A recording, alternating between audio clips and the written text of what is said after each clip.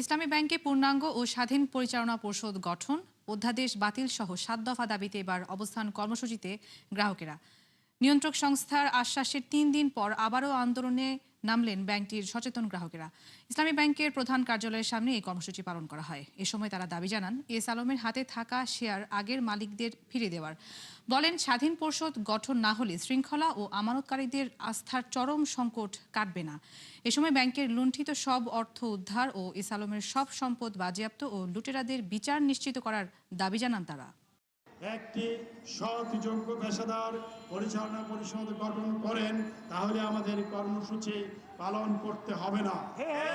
যদি আপনি সেই ব্যবস্থা না করেন, তাহলে বাংলাদেশের সকল গ্রাহকদেরকে নিয়ে আগামীকাল আমরা বৃহৎ সমাবেশের মাধ্যমে বাংলাদেশ ব্যাংকের সামনে আমাদের যে দাবি ৭ দফা দাবি আদায়ের লক্ষ্যে অবস্থান কর্মসূচি পালন করব।